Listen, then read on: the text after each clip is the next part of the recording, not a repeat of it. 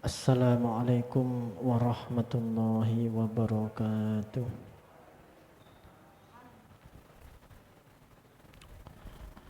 Alhamdulillah. Alhamdulillahilladzi mala'a quluba awliyaihi bimahabbati wa ihtasha arwahahum bisyuhudi azamati wa hiya asrarahum lihamli abai ma'rifati. Allahumma salli ala sayyidina Muhammadin abdika wa nabiyyika wa rasulika nabiyil ummi wa ala alihi wa sahbihi wa sallim tasliman biqadri azamati dzatika fi kulli waqtin wa hin, amma ba'd. Alhamdulillah, para hadirin, para ibu-ibu, para bapak-bapak, jamaah hadirin hadirat ingkang minulya, kula panjenengan tasih pikantuk maunah hidayah lan taufiknya Allah sehingga kita masih bisa kembali berkumpul di majelis zikir, majelis ilmu niki untuk menjalankan salah satu kewajiban kita agar keimanan ini diisi oleh ilmu yang manfaat. Amin Allahumma amin. Lajengaken kitab Nasaihul Ibad halaman 209.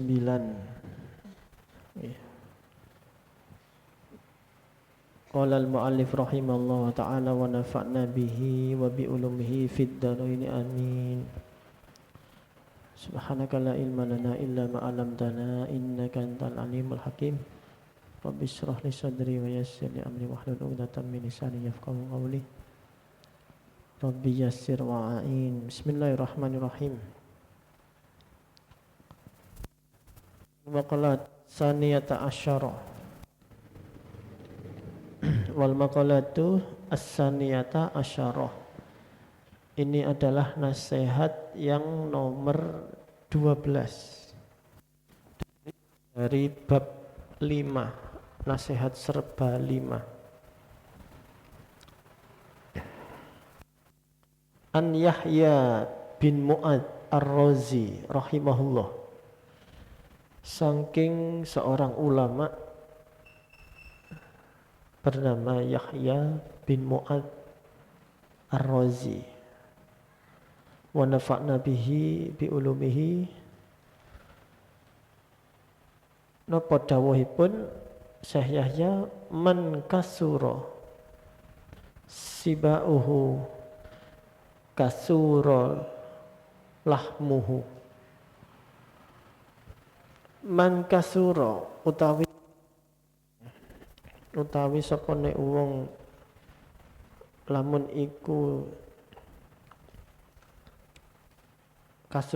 man utawi sapa nek wong iku kasura akeh sibauhu apa wareke sapa man,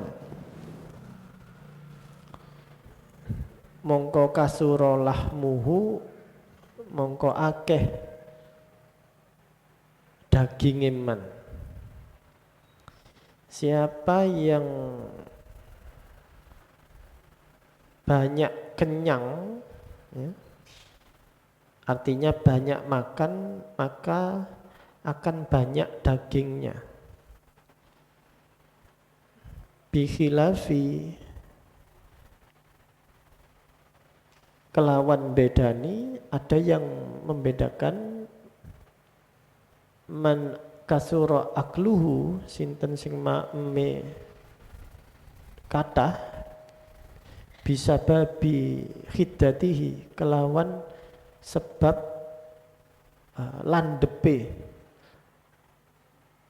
adzikri atau dzikir, fala yaduru mongko ora mudorot.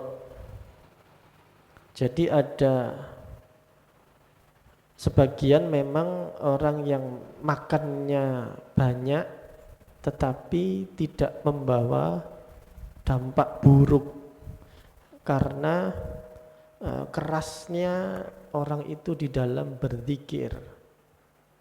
Justru makan itu untuk menambah tenaga, menambah kekuatan supaya sehat, supaya zikirnya bisa semangat, ada kekuatan. Falayaduru mongko ora ono kemudorotan, kemelaratan. Li'anna ba'dal awliya, karena setuhune sebagian atau sebagian aulia, sebagian dari para waliullah, ikut tariqatuhum, tirakate wali-wali niku kasrotul akli. Ada sebagian para wali-wali Allah itu yang tirakatnya justru bukan tirakat puasa, tirakat yang tidak makan atau sedikit makan. Justru tirakatnya wali-wali itu adalah banyak makan. Niki kadosi cocok nek kangge kula jenengan nggih. Jadi ada tirakat itu yang sedikit makan, banyak puasa.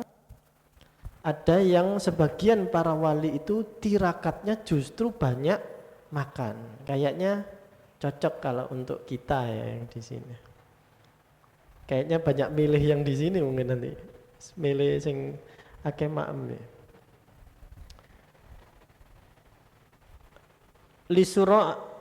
Lisurati krana cepete inhidomi ta'am, ajure panganan. Karena begitu cepatnya makanan yang masuk ke perutnya wali itu segera dicerna biharoroti kelawan panase asari dzikr ya, di dalam dia berzikir wali itu. Nah ini baru berbeda nih. Kalau hanya makan tapi tidak ada zikirnya ya nggih mboten tirakat jadinya. Nah, yang dimaksud di sini adalah sebagian dari wali-wali itu, orang-orang soleh itu makan itu untuk menambah kekuatan zikir, karena zikirnya ini zikir yang membutuhkan tenaga, ya, membutuhkan fisik yang kuat.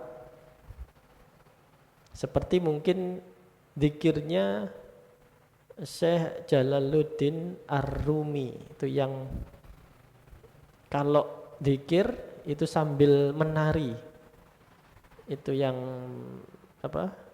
dari Turki sampai sekarang masih ada. Diiringi musik, lalu ada orang-orang yang zikir itu sambil menari berputar dengan ada telunjuknya yang sebelah kanan diangkat satu mengarah ke langit gitu. Nah kalau itu mungkin memang membutuhkan makan, karena kalau tidak makan sambil nari-nari lemes kan, nanti semaput. Nah mungkin itu yang dimaksud. Fa innahu kan nari, mongko setuhune zikir iku kan nari koyok geni, karena zikirnya begitu semangat, berkobar-kobar. Bikhilafis sholati, kelawan bedani moco sholawat ala nabi ing atase kanjeng nabi. Berbeda zikirnya itu dengan sekedar kita baca sholawat. Kalau baca sholawat kan duduk-duduk ya, tidak menari-menari seperti tariannya Syekh Jalaluddin Ar-Rumi itu. Ya beda, berarti tidak banyak butuh makan. Ya, tidak jadi wis. Gak situ milih tirakat banyak makan.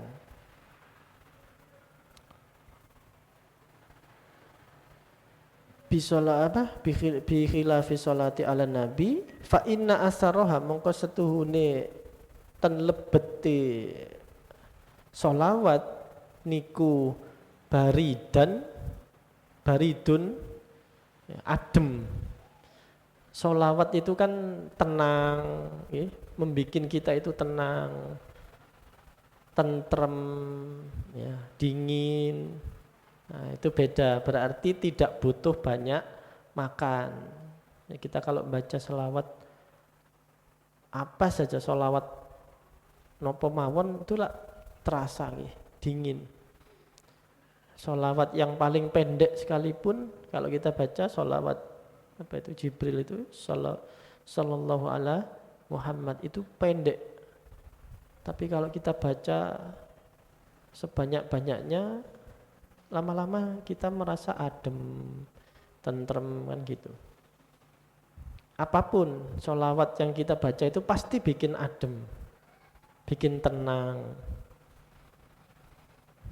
Nah kalau tenang terus banyak makan, ini bahaya, ngantuk kan? Jadinya ngantuk, malah tidur, tidak jadi zikir.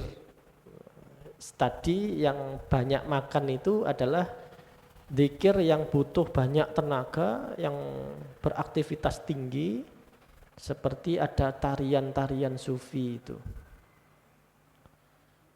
Sholawat apa? Tibil qulub kan gitu nggih. Kita baca Allahumma sholli ala sayyidina Muhammadin tibbil qulubi wa dawaiha. Itu kan dingin gitu ya. Kalau kita baca itu kan enak. Sholawat apa aja?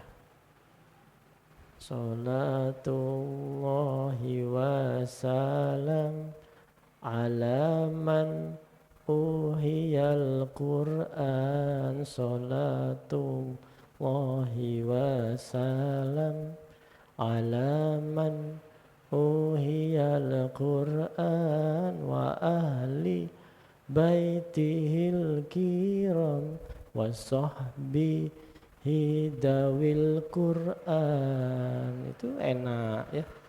Semua jenis sholawat itu kalau kita baca itu adem, anteng ya. Makanya kalau sumpek-sumpek udah baca sholawat aja, mau sholawat mawon. Nah, maka kalau wiritan atau zikirnya itu lebih banyak baca sholawat seperti tadi ya, jangan banyak makan. Maksudnya nasihat ini begitu. Waman kasuro lahmuhu, karena orang yang banyak makan tadi kan banyak dagingnya. Maksudnya ini ku gemuk. Nggih ngapunten lho nggih. Niki kula namung maca tok lho. Kok pas tersinggung. Waduh, Rebo ngarep gak ngaji wis ngono. Lah kula niki mek maca niki nggih. Nah, napa? Waman kasura lahmuhu. Lamun utawi sapa wong lemu lho kan. Mosok kula waman kasura lahmuhu sapane wong kang kurus kan lho. Bujuk niki. Kula ngapunten lho. Waman kasura lahmu wonten sinten wong niku lemu iku kasurat mongko akeh apa daging man iku kasurat mongko akeh syahwatuhu apa syahwate man. Karena semakin banyak dagingnya itu syahwatnya menjadi tinggi. Coba kalau kita ini lapar, kondisi lapar seperti bulan Ramadan, itu kan pasti kita juga anteng ya, ndak terlalu kepingin nopo-nopo kayak mboten. Ya anteng. Nah, tidak ada gejolak-gejolak syahwat. Faladi mongko utawi kang mateni yudfi kang mateni falladhi yudfi mongko utawi kang mateni asyahwata apa syahwa ing syahwat huwal ju'i nggih menika adalah lapar. Maka yang bisa membunuh atau menghentikan gejolak-gejolak syahwat yang diakibatkan oleh banyaknya makan itu adalah alju, rasa lapar, luwe. Waman kasurat syahwatuhu, nah ketika sudah banyak dagingnya, lemaknya, banyak syahwatnya. Waman kasurat syahwatuhu, ketika orang itu banyak syahwatnya, kasurat dzunubuhu, maka banyak juga dosanya. Karena syahwat ini pasti cenderung mengajak kepada perbuatan dosa, perbuatan buruk.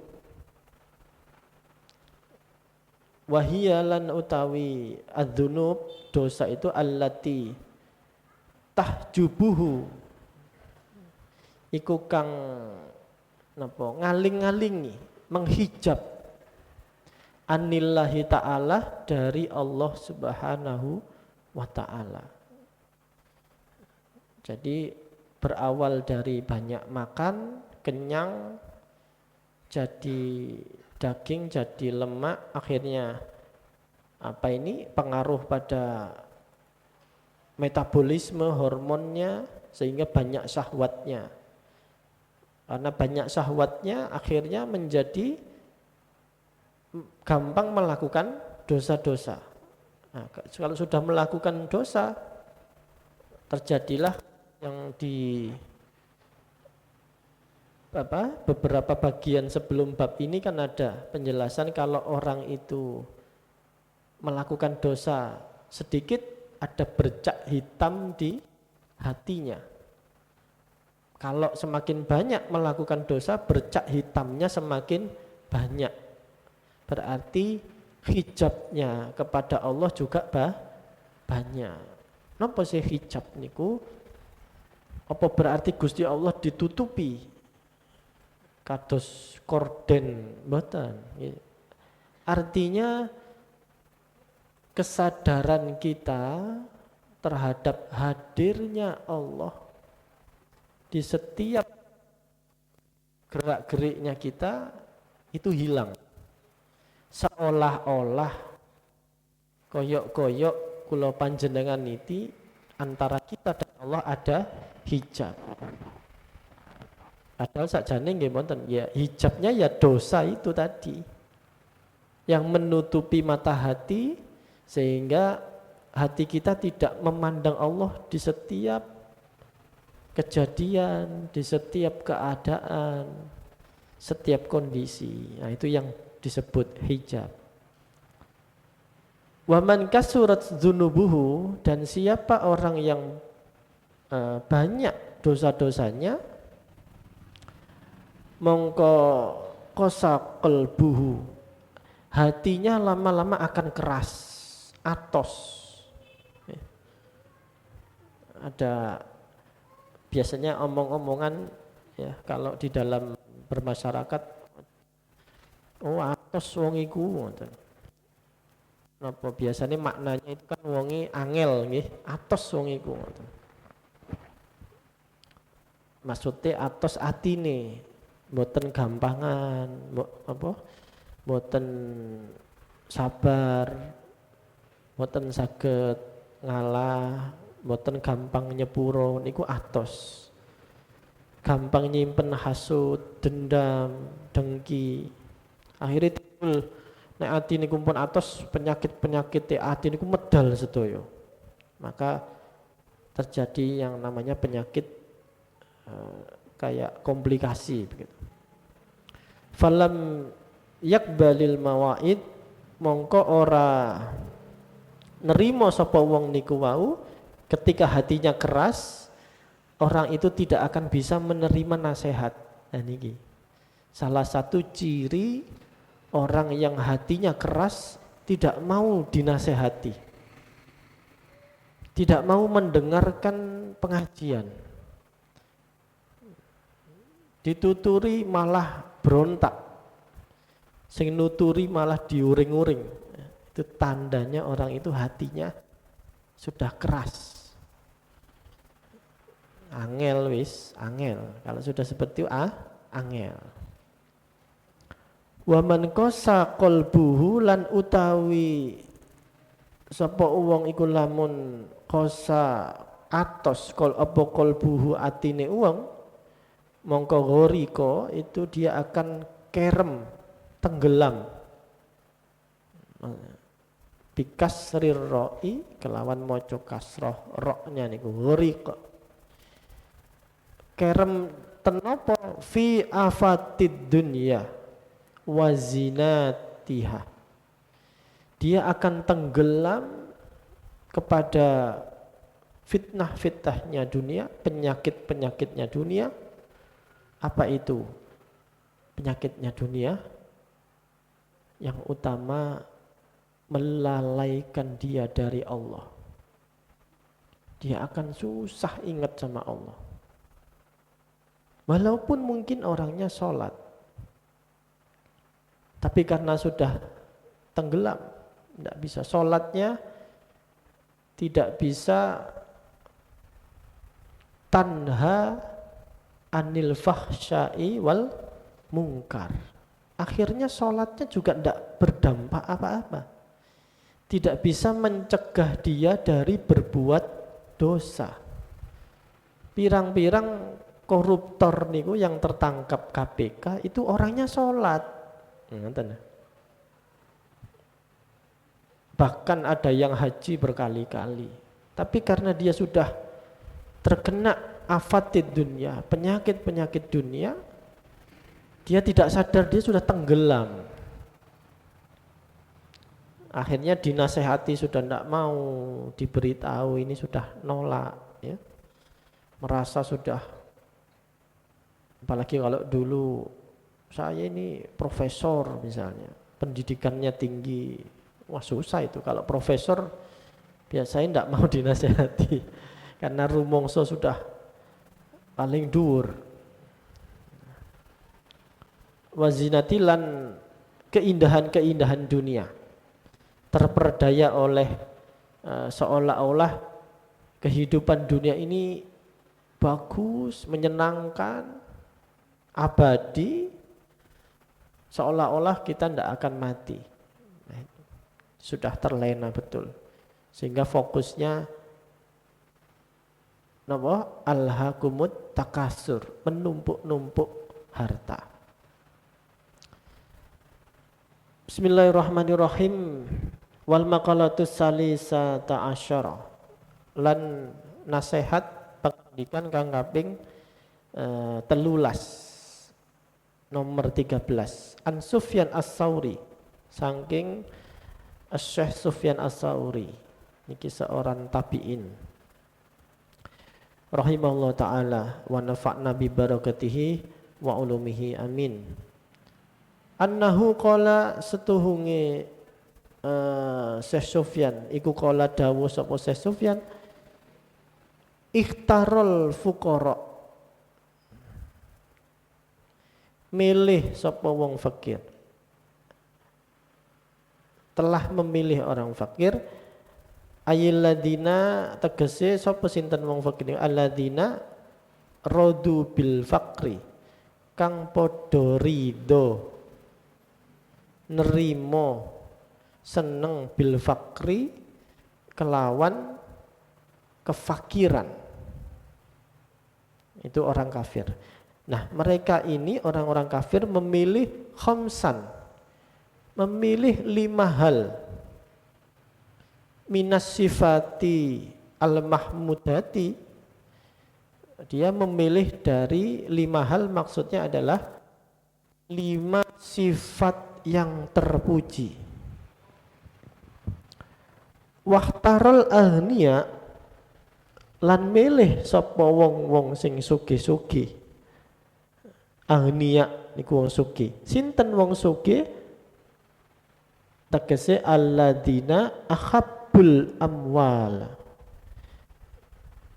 Sugih ten mriki sing dimaksud niku adalah tiyang sing ahabbu podo cinta demen al amwala sapa aladina ing pira-pira arto harta benda, cinta uang, cinta numpuk-numpuk harta.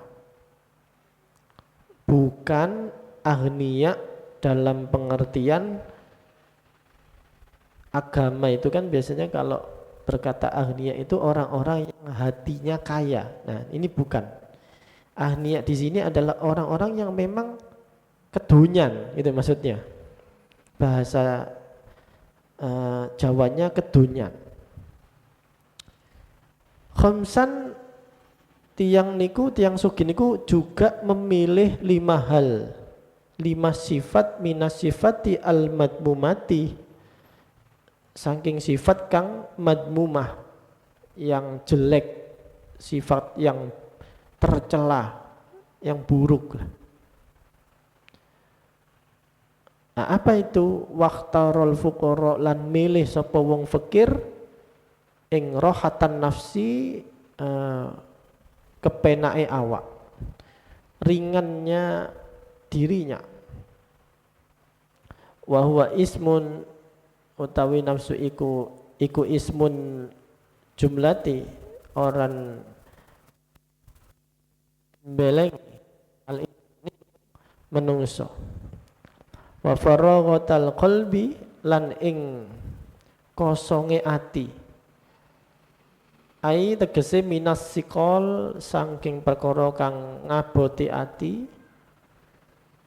Jadi dia orang-orang yang memang ridho, ditakdirkan fakir, ditakdirkan sebagai orang yang secara harta itu kurang, tapi karena dia ridho, dia tidak bernafsu untuk mengumpulkan harta, berarti dia memilih untuk meringankan dirinya sendiri, tidak untuk berpayah-payah, capek, ongso-ongso dalam mengejar dunia. Dan dia mengosongkan hatinya, membersihkan hatinya dari amwal, harta benda, tidak masuk ke hatinya. Kalaupun butuh, mungkin yang dikejar ya yang butuh-butuh saja, yang urgent. Minas sikoli saking perkara kang aboti ati, yang bisa masuk ke hati itu dikosongkan. Karena Rasulullah sallallahu alaihi wasallam, ada Kanjeng Nabi iku yaqulu dawuh sapa Rasulullah, Allahumma inni, berdoa, Allahumma inni as'alukal aisyar rafi'ah wal balal farigha.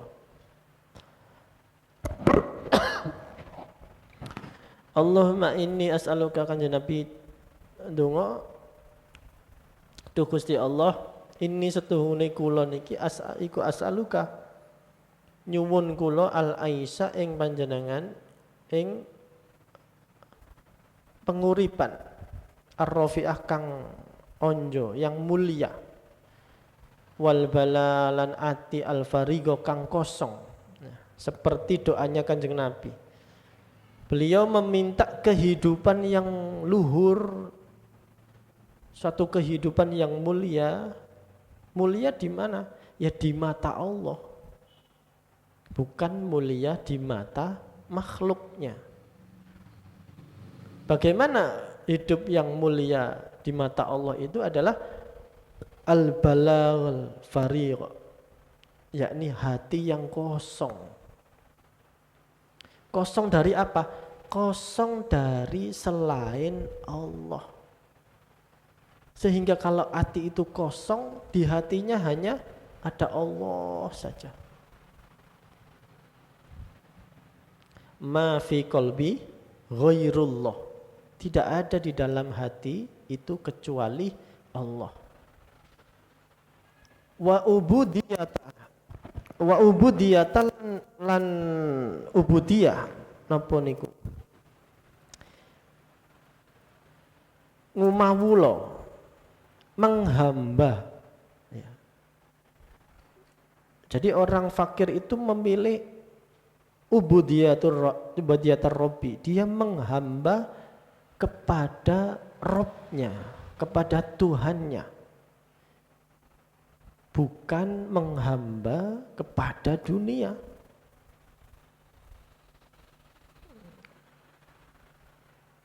Wa khiffatal hisab lan enteng al hisabi atau hisabe. Suatu saat orang yang fakir itu yang memang di dunia ini kelihatannya neser, apa itu neser? Kasihan ya. Apa itu? Nelongso misalnya. Itu tapi nanti di akhirat orang-orang yang semacam ini justru enteng hisabnya, ringan. Kalau kita mau ke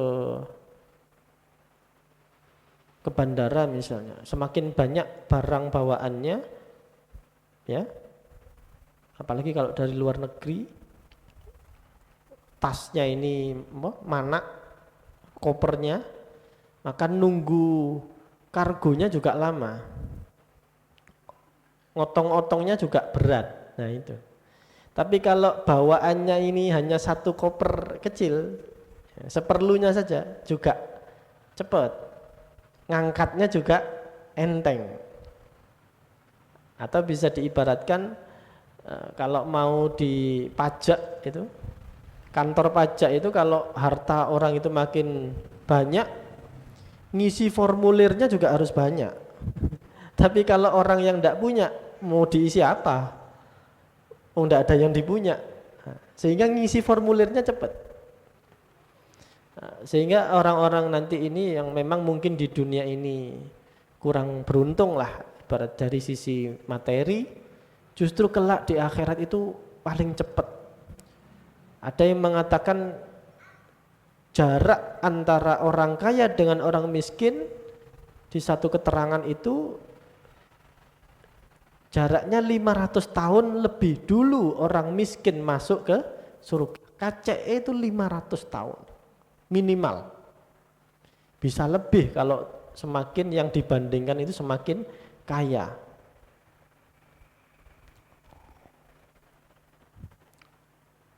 Ing yaumal mahsyar, ketika pada padang mahsyar. Dan yang terakhir wadarajatal uliyah. Yang kelima, orang miskin itu akan mendapat kedudukan yang luhur, yang mulia. Fil jannati ing dalam swarga. Sudah masyhur, ada hadis Kanjeng Nabi dawuh bahwa yang menjadi teman duduknya Kanjeng Nabi kelak di surga itu adalah kebanyakan orang-orang miskin, orang-orang fakir. Nah, hal-hal seperti ini sebetulnya harus terus disampaikan, nggih. Harus terus disampaikan, terus diresapi, sehingga kalau memang ada di antara kita, tetangga kita, atau saudara kita yang memang secara materi mungkin pas-pasan, jangan berkecil hati ya. Jangan berkecil hati. Berapa lama sih kita di dunia ini? Dan kita hidup ini bukan untuk dipandang makhluk, bukan untuk dipandang orang, kita ingin dipandang Allah, sudah. Dan kelak kita akan enak, di sana itu abadi. Itu ya. Jadi harus mengabarkan hal-hal seperti ini supaya ada rojak, ada optimisme pada orang-orang itu. Jangan sampai menganggap ketidakberuntungannya dalam hal kepemilikan harta itu sebagai sebuah siksaan atau sebuah hukuman dari Allah. Jangan sampai seperti itu. Karena banyak kita ini di zaman akhir ini memandang kalau ada orang diberi harta banyak, sugih, itu berarti disayang Allah. Tapi kalau kurang beruntung dalam hal materi, seolah-olah itu tidak seberapa diperhatikan oleh Allah. Tidak seperti itu. Ini adalah cara pandang yang sangat materialistis ya. Allah, kasih sayang Allah seolah-olah dikait-kaitkan dengan harta benda. Loh tidak. Betapa banyak orang kafir, orang yang tidak sholat itu tambah sugih. Nah kalau ukurannya sugih itu berarti disayang Allah, diperhatikan Allah. Lalu daftar orang terkaya di dunia ini kebanyakan ya bukan orang Islam. Gitu. Kenapa? Kata Allah di suatu hadis qudsi, karena memang dunia ini itu surganya orang-orang kafir. Surganya mereka ya di sini ini.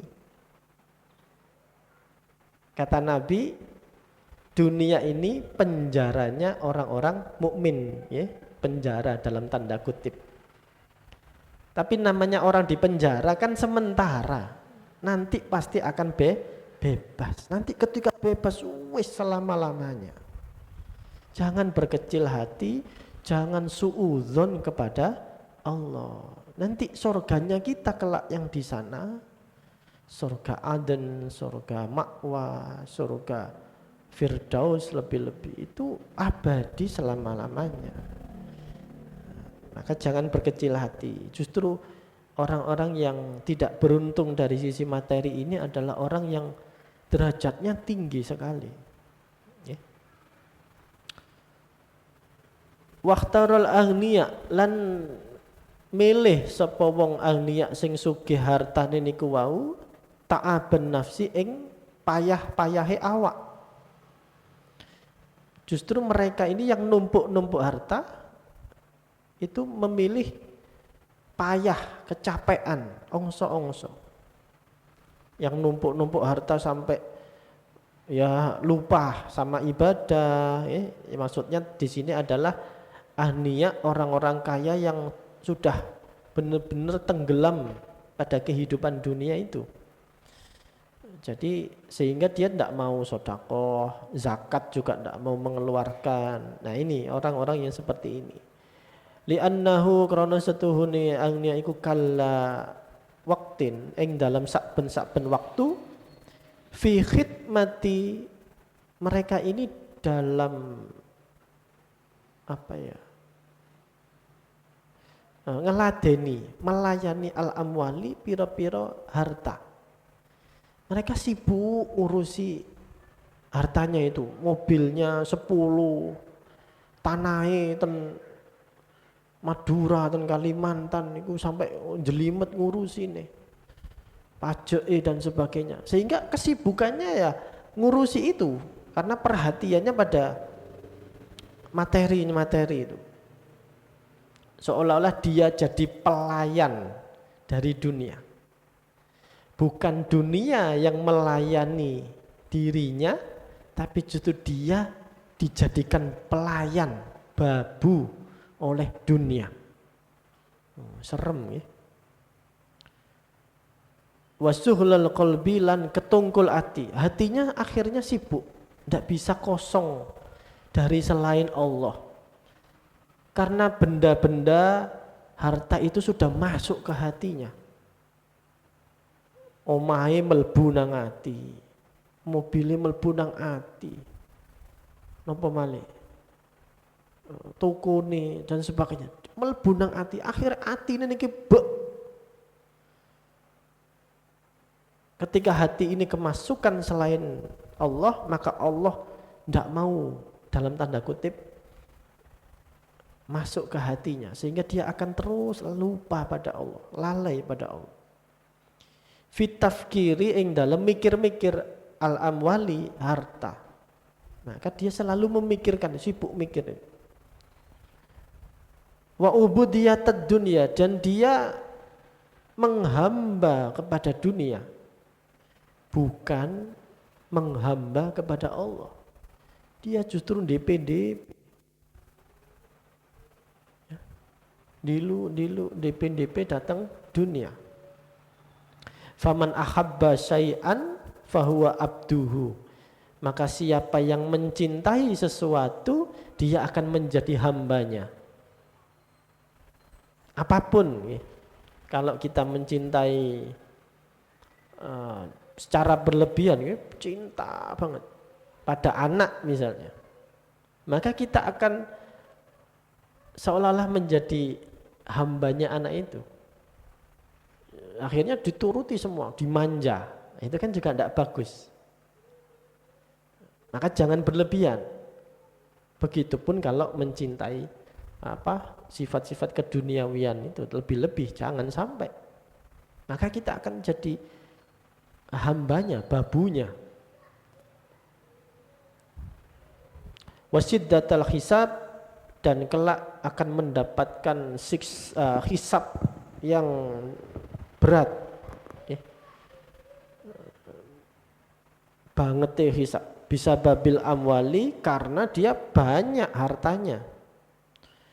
Waman nukisha fil hisabi, waman lan utawi sopone uwong lamun iku nukisa diucapake fil hisabi sapa man ing dalam hisab, udiba mongko disiksa. Waman ahabba syai'an lan utawi sapane wong, waman ahabba lan utawi sapane wong niku lamun cinta demen syai'an ing suwiji-wiji, udiba mongko den siksa sapa man bihi kelawan syai'an. Karena kalau kita mencintai sesuatu itu secara berlebihan selain Allah dan Rasulnya, itu pasti kita akan diuji oleh objek yang kita cintai itu. Jadi kalau umpama tadi nih contohnya terlalu cinta pada anak, suatu saat anak ini akan menjadi cobaan buat si orang tua yang terlalu cinta, terlalu memanjakan anaknya ini. Sehingga kadang-kadang anaknya itu malah tidak patek birrul walidain, tidak patek taat pada, tidak patek hormat pada orang tuanya. Karena apa? Karena dulunya terlalu dimanja, terlalu dilos. Akhirnya justru menjadi siksaan, adab buat dia. Anaknya tidak ngaji, ya sudah tidak apa-apa tidak ngaji. Anaknya enggak sholat di barki, di jarno. Karena dia tidak mau anaknya marah. Karena terlalu cinta, itu yang berlebihan. Maka kelak itu justru menjadi siksaan, adab buat orang itu. Na'udzubillah. Wad darajatas suflah, dan orang yang yang numpuk-numpuk harta ini, dia akan mendapatkan derajat yang rendah di hadapan Allah. Wahiyad dunya, utawi derajat sufla iku dunya. Karena li'annaha, karena setuhune dunya iku binisbati, kelawan nisbat li darajatil akhirah. Kalau dibandingkan dengan akhirat, itu la syai'a, dunia itu tidak ada apa-apanya. Bayangkan kita itu kalau sholat 2 rakaat sebelum subuh, nah, sesudah adzan kita sebelum sholat subuh, sholat fardunya kita sholat 2 rakaat, itu khairun minad dunya wa ma fiha. 2 rakaat qobliyatas subuh itu khairun minad dunya wa ma fiha. Dibandingkan dengan 2 rakaat saja, dunia dan seisinya ini tidak ada apa-apanya. Apalagi dengan akhirat, la syai'a, tidak ada apa-apanya, tidak ada ujung kukunya. Nah, maka itu tadi yang dimaksud adalah orang-orang kaya, orang-orang yang menumpuk-numpuk harta, seperti dalam surat Al-Hakumut Takasur. Dia Fokusnya ada numpuk sudah cukup, kok nggak ada waktu buat sholat, malah tidak ada waktu untuk mendidik anaknya, memperhatikan keluarganya, maksudnya memperhatikan agama, pendidikan agama, tidak pernah menunaikan kewajiban-kewajibannya, zakat. Tapi kalau orang kaya yang dermawan, senengane sodako, bantu perjuangan Islam, itu justru dipuji. Seperti halnya sahabat Nabi, Abu Bakar, Umar, Utsman, itu orang-orang kaya ini. Orang-orang konglomerat. Gampangannya kalau sekarang milioner. Dan Nabi akrab dengan beliau-beliau ini. Nabi juga menikahi Siti Khadijah yang dulu adalah juragannya, ownernya, yang punya perusahaan. Hartanya semuanya dibelanjakan untuk berjuang, mendakwahkan Islam. Maka orang-orang ini, Khadijah, Abu Bakar, Umar, Utsman, itu termasuk sahabat yang dijamin masuk surga. Jadi jangan salah paham terus mari ngono, mari ngaji ini gerakan menuju pada pemiskinan, boten. Ini orang kaya yang dia lalai untuk menjalankan kewajiban, dia tidak ingat sama Allah, tidak ingat pada perjuangan agama Islam. Kalau dia orang kaya yang berjuang, yang sodakohnya luar biasa, zakatnya dipenuhi, ngopeni anak yatim, ngopeni masjid dan sebagainya, oh ini orang kaya yang terpuji. Dan zaman sekarang ini, perjuangan ini kalau ndak ada harta ndak bisa jalan, kan begitu. Ya tetap butuh. Nah, mau bangun masjid butuh dana 2 miliar nih sekarang itu minimal.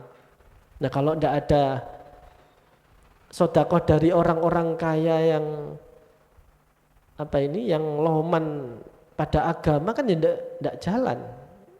Masjidnya ya tetap reot, ya. Sudah bocor-bocor, speakernya kemersek, itu juga ngenes kan agama itu. Nah, maka butuh agama dalam perjuangan, butuh juga dengan jalan harta dan orang-orang kaya itu. Wallahu alam bisawab. Mudah-mudahan ada guna dan manfaatnya, ada nurnya, ada sirinya. Semoga Allah mentakdirkan kita istiqomah. Amin Allahumma amin. Monggo seperti biasa kita kirimkan Fatihah kepada para guru-guru kita, kiai-kiai kita, ustadz kita, ustazah kita yang sudah mendahului kita, dan berkat barokah beliau-beliau kita bisa seperti sekarang ini, mulai dari Abah Masyudi sampai pada guru beliau Kiai Tolha, Kiai Sobari, sampai kepada Mbah Hasyim Asy'ari, terus kepada guru-guru Mbah Hasyim, Kiai Nawawi Banten, Sayyid Abu Bakar Sato, Syekh Zainal Abidin, terus sampai naik pada Ibnu Hajar Al-Asqalani, sampai pada Imam Al-Ghazali, terus naik sampai pada Imam Asy-Syafi'i, Imam Malik bin Anas, sampai pada sahabat-sahabat Nabi, para tabi'in, dan lebih-lebih pada Kanjeng Nabi Muhammad SAW. Mudah-mudahan kita terus mendapat barokah dari beliau-beliau, dan kelak kalau kita meninggal dikumpulkan bersama beliau-beliau. Amin Allahumma amin. Ala hadiniyah wa ala kulli niyatin shalihah. Al-Fatihah.